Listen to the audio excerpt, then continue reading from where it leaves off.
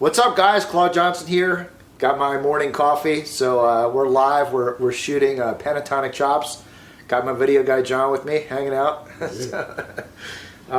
So yeah, just wanted to talk a bit before we jump into some of the fretboard exercises. You know, I could sit here and give you all the licks and tabs and things to play, but if you don't get the big picture, it's not as valuable. So I thought I'd explain a little bit first, and then we'll jump into some of that stuff. So first things first, let me take a sip of coffee here. All right, so this course is called Pentatonic Chops, and I guess the idea of it is, you know, I've always let me turn this tuner off here. So I don't know, for like when I first started out, I wasn't really like a technical player. I was more inspired by guys like Hendrix and Clapton and Santana and Stevie Ray Vaughan, and sure, those guys had their technique too, but they weren't really like shredders by modern standards, so to speak. And I would hear other guys, like more technical guys like Paul Gilbert, and I wasn't that interested in that kind of style. But as I continued and got exposed to more stuff, you know, I wanted to create, you know, I started to create wanting more chops. Yeah, that's the bottom line. So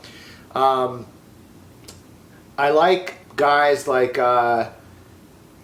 Gary Moore, Zakk Wylde, and guys that use a lot of like technical stuff, but also they're playing very bluesy. And one of my mentors, Silvio, that does some courses with us, he had me sort of going into arpeggios, and I remember one day I was just he had showed me some stuff. Let me see if I can. It was this, you know, he had me playing these kind of.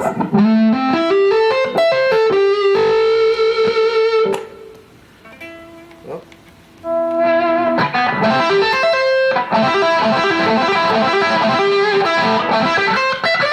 Anyway, but he was like, yeah, you got to combine that with the pentatonic. So I was like, okay. And I had done a little bit of 3-note pentatonics, you know, 3-note per string. So he was like, you really got to combine that stuff. And that's one thing I found with music. It's never like one thing. It's always like combining different things. If you just focus on one thing, it's always going to fall short because it's missing the other elements. It's like a great recipe in the kitchen. You know, one ingredient's not gonna cut it. So anyway, but that's just a little story to explain how I got on this track of like all this pentatonic stuff.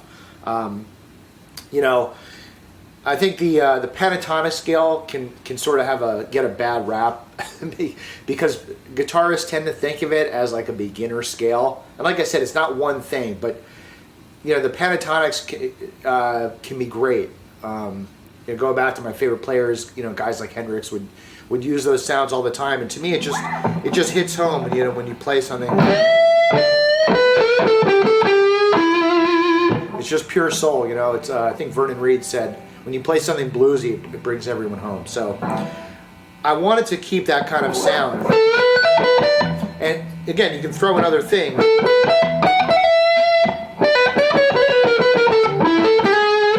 All kinds of harmonic ideas, but you know, the basics, like for me, it always had that strong kind of a pentatonic sound. And there's different pentatonics. You know, there's the major and the minor, but I wanted to kind of keep that feel. I'm a very like improvisational type player.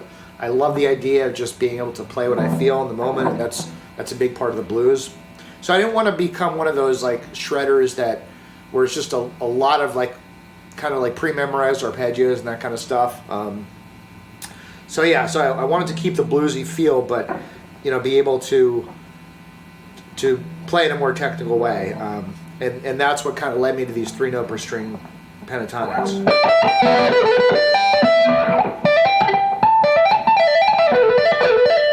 You can add in the tapping.